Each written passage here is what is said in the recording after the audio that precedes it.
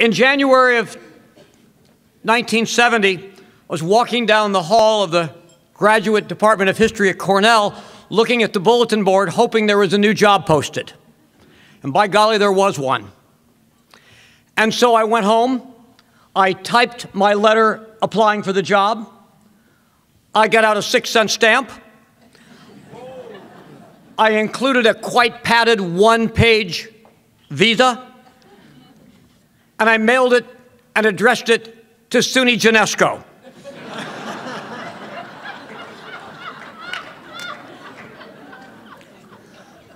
I've always thanked the History Department Secretary, Lori Scherner, for having taken the letter out of the envelope before the chair saw it. Well, they had the guy they wanted. Young man from Harvard came. It was his job to lose at the interview, and he lost it. I was cheap. I took the bus from Ithaca, and so I was invited for an interview. I think in part because there were a couple good letters of recommendation. There was no teaching experience, no PhD, no publications, and no presentations at professional conferences. Sound like a guy you want to hire, right? But I did have going for me that I had done research in Czechoslovakia just after the Soviet invasion, so I at least seemed a little exotic even before they saw my clothes. I arrived in Rochester on a bus the day that Reverend E. Wadsworth died. I'd never heard of Reverend E. Wadsworth because I'd barely heard of Geneseo.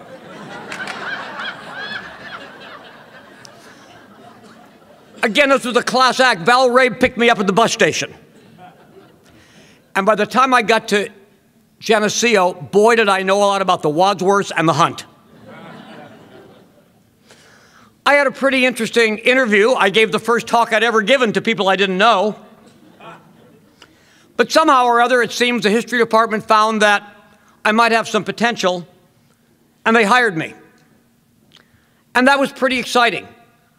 I can remember walking through the landscape of Cornell and doing what I still do, make up little ditties to old tunes to sort of describe where I'm going.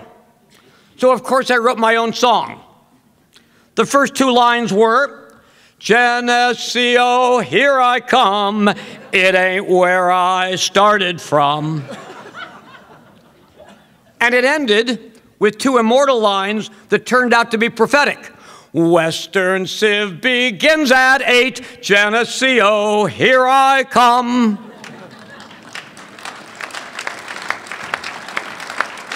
I arrived on August 1st, 1970. I didn't have any furniture.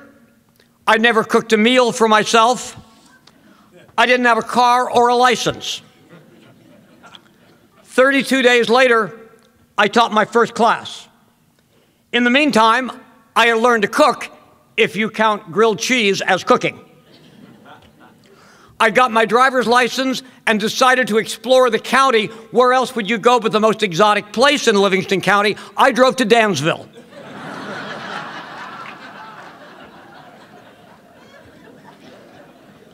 And by the way, talk to the barber. You'll learn a lot of things talking to barbers.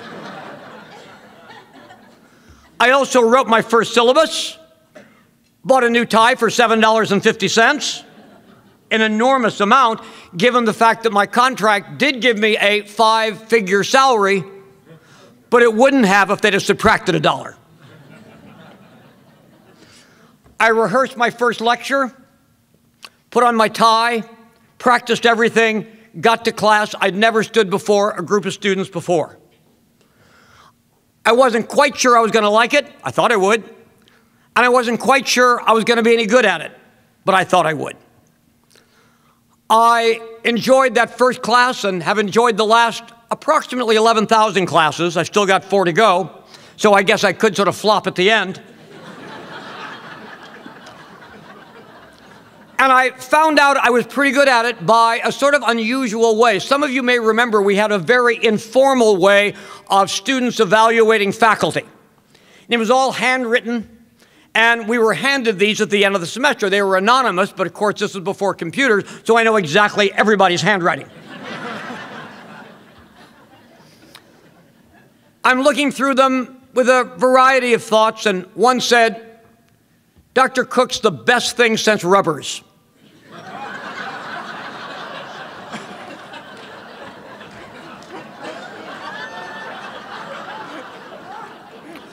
For those of you of the class of 2012, that does not mean galoshes.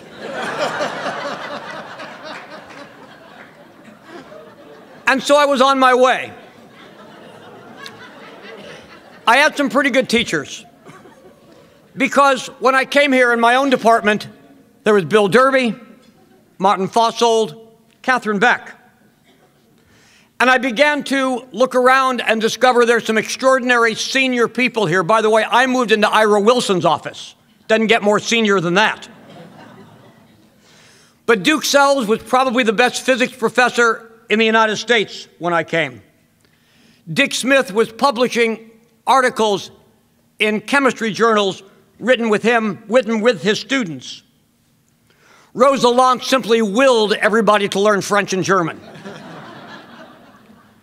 And Walter Harding, to this day, was the greatest scholar in his field. I could get to like a place like this. If they're here, if they find good and meaningful careers at Geneseo, there's something here for me. And I also began to meet the new folks of my own era. Randy Bailey, Ron Hersman, Bill Edgar, Gene Stelzig, Jim Willey, Gary Towsley, Margaret Matlin. And we pretty soon figured out, partly because of what we liked here and partly because of the way of the job market, we were going to be here a long time. And that this was going to become even a better college than it was when we arrived, and we were going to make it so. And we designed curriculum. We tried experimental things. You should have seen Cook and Hersman going to England. First of all, we stayed in the worst and most inaccurately named hotel in the history of planet Earth. A hotel that only had 1 star because there's no such thing as a no-star hotel. The Royal Hotel. It was neither royal nor in any sensible means of defining the word a hotel. We had no assistant. We had no cell phones. We had no fax machines. We had none of those things. And by golly, it works, and people still tell us what a wonderful experience that was. Well, I'm so proud to have been part of a 42-year career at a college that's this good. I'm reminded of it virtually every day, although there are occasional term papers that do leave just the lightest shadow of a doubt. But what I know is the young faculty who come today, who arrive next fall, are going to meet the senior faculty member, Hersman, Towsley, and all the rest. And they're going to show them what a Geneseo faculty member can do, what kind of career you can have here as a teacher, as a scholar, as somebody who wants to become a public intellectual at a public liberal arts college. And I know that, therefore, the college will continue to grow in stature because, well, we inherited a very good college. I say this to those who are not retiring, but I leave it a little bit better college. And I know that when my oldest grandson enters the class of 2023, it will still be a better college. I also know why. It's, of course, the Ron Hersmans and the Chris Dahls and the Ed Pettinellas. It's all of you. It's the alumni. It's easy to judge a college by its buildings, by its endowment, and by the degrees of its faculty. But I know, and you all know, that what makes a college a great college is the people who studied here, who got their start here. You are Geneseo, and I am extraordinarily proud to be a part of your lives. Thank you.